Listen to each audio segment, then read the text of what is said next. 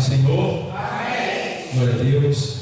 Eu quero convidar os amados irmãos a abrir a Bíblia no Evangelho escrito por Mateus, capítulo de número 4.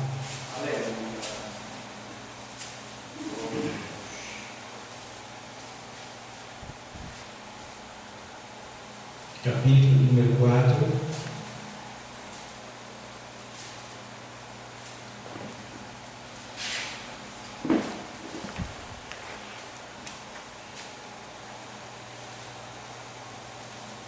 Glória a Deus, Jesus. O que é que Deus quer falar nessa tarde? Então, foi conduzido Jesus pelo Espírito ao deserto, para ser o quê? Tentado pelo diabo. E tendo jejuado 40 dias e 40 noites, depois teve fome. E chegando-se a ele, o tentador disse: se tu és o Filho de Deus, manda que estas pedras se tornem em pães. Ele, porém, respondendo, disse: está escrito, nem só de pão viverá o homem, mas de toda a palavra que sai da boca de Deus. Então o diabo transportou a cidade santa e colocou sobre o pináculo do templo e disse: se tu és o Filho de Deus, lança-te daqui abaixo, porque está escrito, aos seus anjos dará ordem ao teu respeito, e tomar-te-ão nas mãos, para que ele nunca tropeces em alguma pedra. Disse-lhe Jesus também: está escrito, não tentarás o Senhor teu Deus. Novamente o transportou o diabo a um monte muito alto e mostrou-lhe todos os reinos do mundo e a glória deles, e disse-lhe: tudo isto te darei, se prostrado me adorares. Então disse-lhe Jesus: vai, Satanás, porque está escrito, ao Senhor teu Deus adorarás, e só a ele servirás. Então o diabo o deixou, e eis que chegaram os anjos e o serviram. Olha, irmão, vamos repetir essa última parte, porque essa última parte, para a gente aqui, rapaz, é como se ele dizendo assim: vale a pena sofrer, porque depois do sofrimento, o que é que vem? Olha o que é que diz, ó. Então, diga comigo, então, o diabo o deixou, e eis que chegaram anjos e o serviram. Amém? Vou sentar. Não sei se você entendeu essa última palavra. Não sei se você entendeu. Mas se você tiver no Espírito, você vai entender. Sem precisar pregar. A última palavra. Amém. Já dá a resposta que você veio buscar aqui. Você que está assistindo aí. Essa leitura que eu li aqui agora, a última palavra desse texto aqui, ele já dá a resposta que você precisa. Estou começando de baixo para cima. Porque, eu sei, Deus tem suas formas de trabalhar. Mas no final do texto, diz que depois da tentação, ele cedeu a tentação ou sofreu a tentação? Ele sofreu a tentação. Não é isso? Sofreu. Ele não cedeu, ele sofreu. Entendeu? Agora, depois que ele sofreu a tentação, o que foi que aconteceu? O diabo teve que o deixar, porque não conseguiu. E aí quem foi que veio depois do diabo? Quem? E fizeram o quê? Deu para entender alguma coisa? Amém. Eu não sei qual tipo de tentação você está sofrendo, mas se você sofrer essa tentação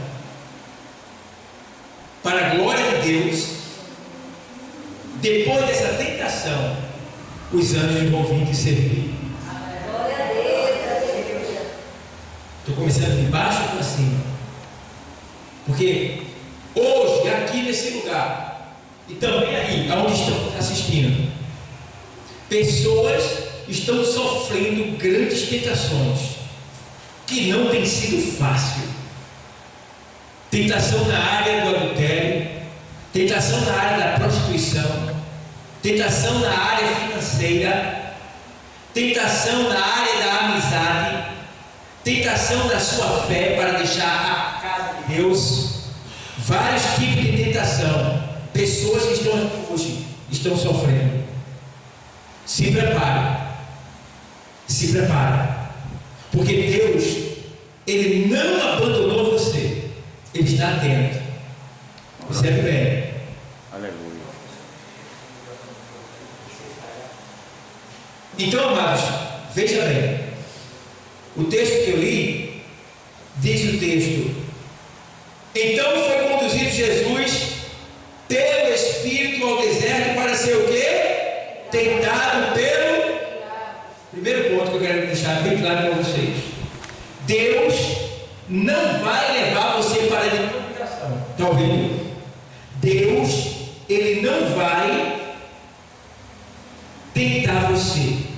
Ele não vai fazer com que você seja tentado. Ele não vai fazer isso. Está escrito lá em Tiago que Deus não pode ser tentado pelo mal e a ninguém tenta. Quem está entendendo? Então, quando a tentação vier, não diga: ai meu Deus, eu não estou aguentando. Não tem nada a ver com Deus. É você e sua natureza caída. É você e sua carne. Eu vim agora dirigindo e eu vinha meditando. Eu não ia ler isso aqui, não. Eu não ia ler isso. Agora estou me lembrando que eu pensei na forma como eu ia dirigindo. Aí eu disse: meu Deus. Glória a Deus. Meu Deus. Não é. Muitas vezes, vou deixar bem claro para você. Muitas vezes não é nem o diabo que está te tentando. É a tua natureza que está te tentando. Porque a carne, ela se acostuma quando a gente vive no pecado. Ela se acostuma a fazer aquilo, porque aquilo que dá prazer a quem? A carne. Mas observe que quando a gente alimenta a carne, quem é que sofre com isso? A nossa alma. Porque ela vai morrendo, ela vai se sufocando, porque o pecado mata. Então, quando a carne vive na prática do pecado, ela se acostuma. Por isso que não é fácil uma pessoa aceitar Jesus e deixar de beber logo. Então ele tem que estar preparado para entender se aquela pessoa cair de novo, para estar lá, dar força, levantar ela. Não, você vai conseguir. Você vai conseguir. Porque tem gente que diz assim: o cara aceitou Jesus e ele depois se desviou. Ah, deixa para lá. Não, deixa para lá não. O diabo é como se fosse uma corda. Ele puxa de lá e você puxa de cá. Só que do lado de cá, tu está com mais força. Porque a Bíblia diz que o que está conosco é maior do que o que está. Aleluia. Então, se eu e você puxar a corda, a gente vai vencer. Porque eu e você não está sozinho. Aleluia. Glória a Deus. Então, a tentação é muito grande em todas as áreas. Se você vê as tentações que cada um aqui está sofrendo, se eu te contasse as minhas, eu ia dizer misericórdia, porque pensei que a minha era pior. Se você contasse as suas, eu ia dizer: meu Deus, que é isso? É muita. Mas graças a Deus que pela graça do Senhor e pela misericórdia dele, pelo socorro do Espírito Santo e da palavra de Deus, nós conseguimos vencer e chegarmos até aqui hoje, nesse dia, para que através dessa palavra o Senhor nos preparasse para vencermos não só essa que nós estamos sofrendo, mas as que ainda vão vir. Glória a Deus. Glória a Deus. Vão vir. Então foi conduzido Jesus pelo Espírito ao deserto para ser tentado pelo diabo. Por que aqui Jesus foi levado pelo Espírito? Porque era uma obra que tinha que ser feita por todos nós. E o Espírito é que tinha que guiar ele. Então, se ele veio como ser humano, ele teria que ser tentado. Tentado em quê? Na finança? Na prostituição? Em quê? Em tudo. Então agora tem que ser uma obra do Espírito Santo para que ali fosse tentado em tudo. Por isso que a Bíblia diz que, lá em Hebreus, que em tudo ele foi tentado, mas sem pecar. Entenda? Por que sem pecar? Para que quando a gente errasse, a gente pecasse, a gente caísse, a gente tropeçasse, ele já foi tentado por nós e venceu a tentação, e tivesse poder para nos levantar. Tu perdeu Santo e tem o poder para te levantar de novo. Glória a Deus. Aleluia, glória. Entenda isso. Então, o Espírito levou. Agora ele vai o quê? Obedecer ao Espírito de Deus. Que o Espírito levou ele para quê? Para ser tentado. Aí o que é que Jesus faz? Olha a sabedoria chegando. Se eu vou ser tentado, eu vou ser tentado na minha carne caída. Que o diabo, ele passou a ter domínio sobre a humanidade. A Bíblia diz que o mundo jaz está acorrentado pelo diabo. Mas Jesus sabia disso. Então Jesus agora vai fazer o quê? Eu vou matar a minha carne, o desejo da minha carne. Foi para o deserto. No deserto agora ele vai ser tentado. Tentado pelo próprio diabo. Mas veja bem, antes de Jesus ser levado pelo Espírito para o deserto, ainda tem um pontozinho que Deus, o Pai, tinha que fazer para que Jesus ele fosse completo, no sentido carnal. Quando Jesus sai do batismo, ouve-se uma voz do céu. Não sei se vocês lembram, mas a voz dizia o quê? Quem se lembra aqui? Quem se lembra? Este é o quê? Diga de novo, é o quê? Quem está dizendo isso? Quem está dizendo isso? Deus. Quando ele sai do batismo, ele recebe o Espírito. E a alegria do Pai, o Pai vai dar a última chave para ele. Este é o meu filho amado. Glória a Deus, aleluia. Porque essa foi a última palavra de despedida de Jesus do batismo para a tentação do deserto.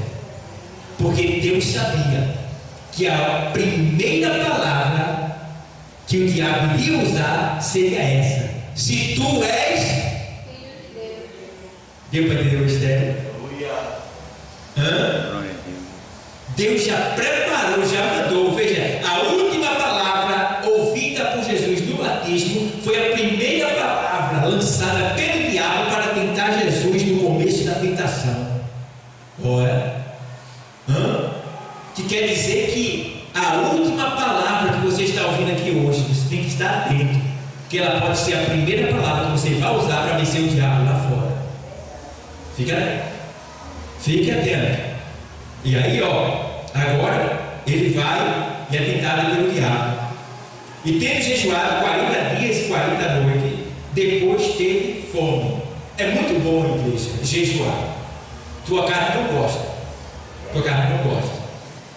E eu estava observando que às vezes eu fico ocupado ao ponto de não comer, não tomo café, não tomo nada. Quando está meio dia, eu olho para o relógio assim, sabe? Aí lá tem menino e diz assim: perdi o jejum, poderia ter feito jejum. Deu meio dia sem comer. Aí, irmão, dali por diante eu vou embora. Eu digo, gente, não estou sentindo nada. Mas quando eu vou jejuar, menino, é uma gastura no estômago, é uma agonia, tá? Isso é uma luta para eu vigiar para poder não quebrar ele, comer alguma coisa, esquecer do jejum. Tu está entendendo? Temos que ter cuidado. Tem um dia desse que eu digo, vou pegar. Entrei de jejum, me acordei, tal, fiquei. Só vou entregar o jejum na ceia. Aí eu fui. Fiz o jejum, fiquei o dia todinho, só. Chegou na ceia, um pedacinho de pão e entreguei o jejum. Pronto, gente. Esse vai ser o meu alimento. Aí entreguei na ceia. Então, o jejum é muito importante, irmão. Se você fizer jejum, você vai ter muitas vitórias. Muita Glória vitória. a Deus, aleluia. Porque não é o jejum que vai te dar vitória. Porque eu vou te explicar o que é o jejum. O jejum é você provando que você tem domínio sobre a tua carne. Você está dizendo, eu mando na minha carne, não é ela que manda em mim, não. É o contrário.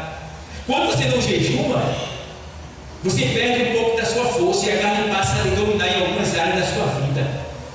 Mas quando você jejuma, você sacrifica a sua carne dizendo, eu mando em você. Está com fome? Continua com fome. É eu que mando. Estou fazendo isso, sabe por quê? Que eu quero agradar ao meu Pai, meu Deus. E vai. Quando termina você entrega o jejum, o Senhor está aqui, em tuas mãos entrega esse sacrifício, que ele chegue num cheiro suave e agradável nas tuas narinas, para que, santificado, eu possa alcançar, meu Deus, em nome de Jesus, esse propósito aqui. Amém. Glória a Deus. Aí fica vigiando, depois de entregar, não vai comer uma bacia, não. Come só alguma coisinha assim, tal, pouquinha coisa. E cuidado, que eu disse, eu estava de jejum, aí sem querer, eu vi uma reportagem. Na reportagem, o cara fez uma atrocidade lá, tal, estuprou uma criança, o cara saceiro, não, matar não, deu o que é que mata, mas era bom que fizesse a castração química dele, para nunca mais ele ter reação sexual. Eu falei isso. Quando eu falei isso, eu quebrei o jejum. Porque não era para eu desejar mal, ainda que a pessoa estivesse errada. Não era para eu desejar. Mas veja como a gente tem que vigiar. Tem que estar atento. O jejum você não pode misturar ele com o mal, não.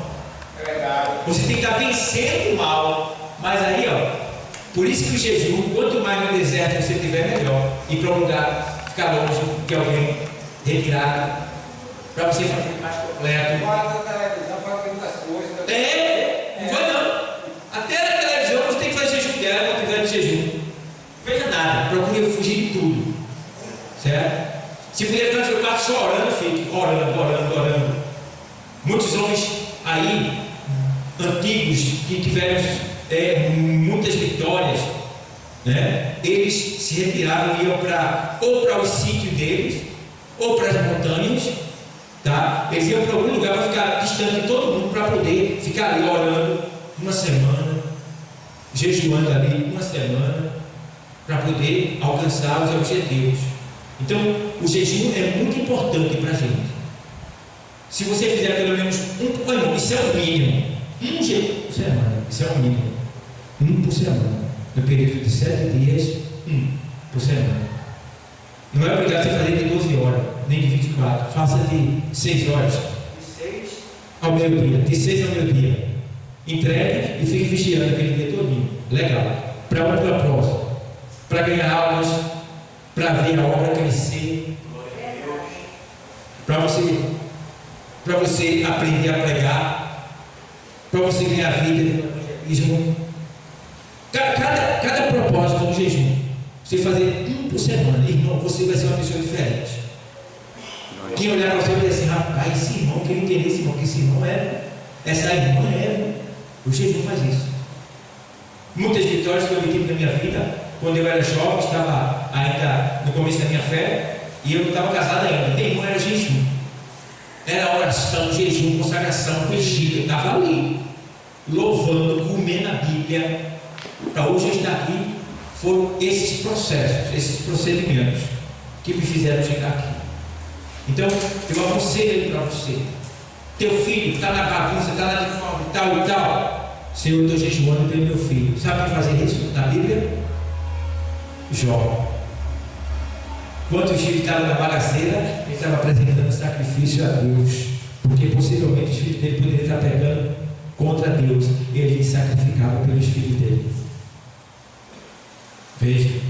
Então, cabe a gente fazer o que Jesus fez, para obter a vitória que Jesus teve. Então, um jejum por semana, isso é o mínimo. Se você puder de um dia, legal. Se puder de 12 horas, legal. Ou então de 6 horas, que é o menor, da hora que você se acorda até meio-dia. Vigiando nas comidas, nas conversas, no que você vai ver, ligado. Também não demonstrar para ninguém o que está fazendo e nem dizer para ninguém. Quando se é casado, só quem pode saber do jejum pode até não dizer o propósito, mas pode dizer que está de jejum. É a esposa, o esposo. Quando ambos, um é crente e o outro não é, tem que usar sabedoria. O homem é crente, a mulher não é. Então o que é que ele faz? Ele jejua quando ela está menstruada, porque ele sabe que ela não vai procurar ele, que se ela procurar ele, ele vai ter que atender o pedido dela. Entende? Marido, a mulher é crente, marido não é.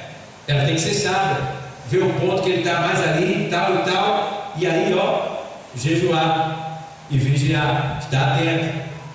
Então tem todo esse procedimento de sabedoria para você fazer o jejum completo, para entregar ele a Deus, para obter a vitória completa. Entende? Então, jejum. Jejum é um dos procedimentos feito pelo cristão que lhe dá vitória em muitas causas quase que impossíveis. Ele lhe dá vitória. Tenha isso como devoção, dever, e depois você vai me dizer o que aconteceu na sua vida. Você vai dizer aqui, tá? Então, não podemos estar dizendo que estamos jejuando, nem podemos estar, porque eu estou com fome, não pode. Tem que ser quietinho, caladinho. Bom, pronto, é para você e Deus. Se você aparecer, você perde o que havia de ganhar. Então Jesus foi jejuar. E agora vem, e tendo jejuado 40 dias e 40 noites, depois teve o quê? Fome. A fome vai vir. A fome vai vir. Agora, essa fome aqui, ela pode ser, de certa forma, espiritualizada no sentido da palavra aqui, porque ele teve fome aqui no sentido literal, fome física. Mas às vezes a gente tem que entender que a fome não é só física, é fome física e fome espiritual. Vou te dar um exemplo. Tem pensamentos que você tem que, embora sendo bom para você, não agrada a Deus. Por exemplo, a pessoa vai lá, o irmão comprou um carro bem bonito, caríssimo. Poxa, eu queria um carro daquele. Você não disse nada. Eu queria um carro daquele. Eu vou ter um carro desse tão grande. Poxa, Deus, me dá um carro desse, Deus. Ele é questão, por que você está pedindo esse carro? Para que você está pedindo esse carro? Por que tem que ser igual àquele? Por que tem que ser daquele? Tem que ter cuidado. Isso é uma fome, que pode ser uma fome espiritual, vindo da tua carne, né? Levando para o espírito, que você tem que se ligar que pode ser uma tentação carnal vinda do diabo. E você está cedendo o que você está desejando, você está falando, tá? Puxa, eu queria, meu Deus, o Senhor pode, é Deus de tudo, por que eu não? Isso é uma fome também. E existe a fome física, que é a fome de comida. Então aqui Jesus foi tentado nas duas. Ele foi tentado na fome física. Se tu és o Filho de Deus, aí, se ele não estivesse vigilando, ele ia dizer, puxa, claro, eu sou Filho de Deus, pega pão. Mas ele estava vigiando, para não fazer o que o diabo queria. E Jesus estava dando uma desvantagem terrível. Por quê? Adão foi tentado aonde? No paraíso. Não tinha necessidade de nada, ele tinha de tudo. Jesus foi tentado aonde? No deserto. Diz aí, dava para ceder, mas ele não cedeu. Aí ele disse, nem só do pão, o que para se defender? A palavra. Por isso que você tem que ouvir a palavra. A palavra, ela fortalece você. A Bíblia diz que a fé vem pelo e ouvir. Muito bem, quanto mais você vier à igreja, quanto mais você ler a Bíblia, quanto mais você ouvir a palavra de Deus, você vai se fortalecer na sua fé, ninguém vai te derrubar. Pode vir até alguém assim, com uma capinha de ovelha, mas é novo, e você continua no mesmo lugar. Amém, glória a Deus. Daqui ninguém me tira. Deus me botou aqui, é aqui que eu vou ficar, só Ele que me tira. E Ele não tira só se for para o céu. Está entendendo? E aí, tem que estar vigilando e usar a palavra para se defender. E aí ele diz, nem só de pão viverá o homem, mas de toda a palavra que sai da boca de Deus. Que quer dizer que vai ter momentos que você vai passar privações, necessidades, dificuldades, mas você vai ter o alimento principal, que é o quê? A palavra de Deus. Ela vai te sustentar, de alguma maneira, ela vai te sustentar. Aí a pessoa está desempregada, não tem dinheiro para comprar isso ou aquilo. Deus pega, levanta alguém e manda para a pessoa. Olha aí, que foi que trouxe? A palavra de Deus. Nem só de pão viverá o homem, mas de toda a palavra que sai da boca de Deus. Tá bom? Então, aí diz aqui assim: dois tipos de fome: fome espiritual e fome física.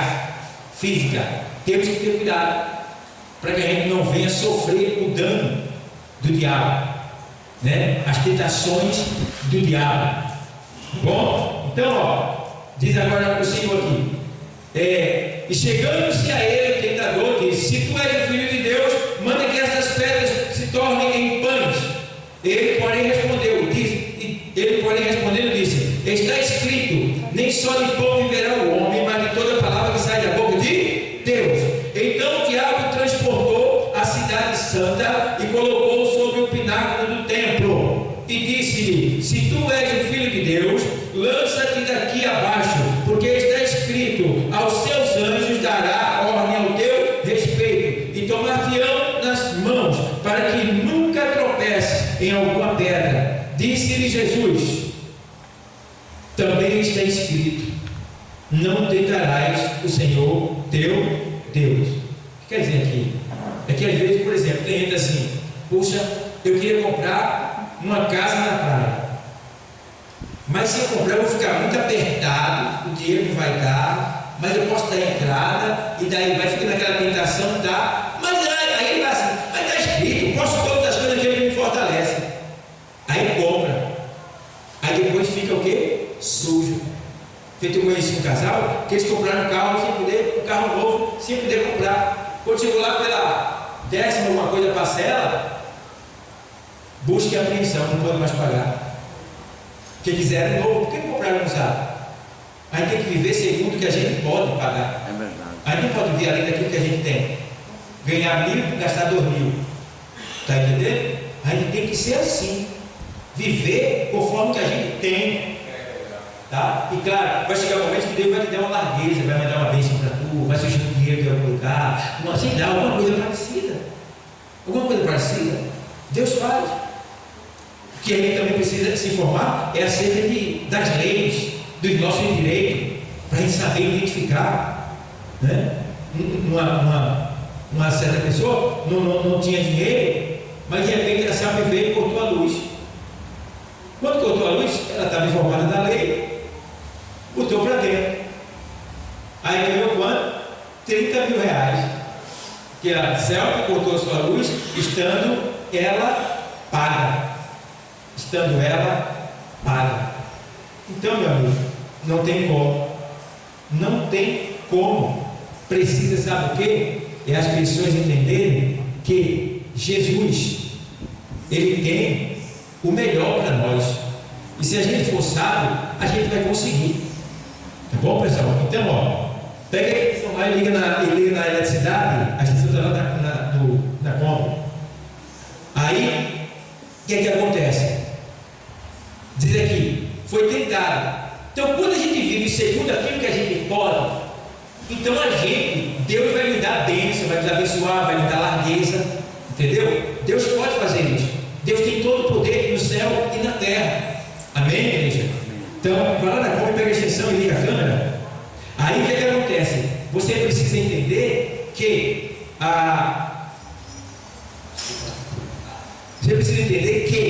as pessoas, elas têm que estar informadas acerca da lei. Porque quando você conhece a lei, ninguém te engana também. Você conhece seu direito. Ninguém vai te induzir ao mal, porque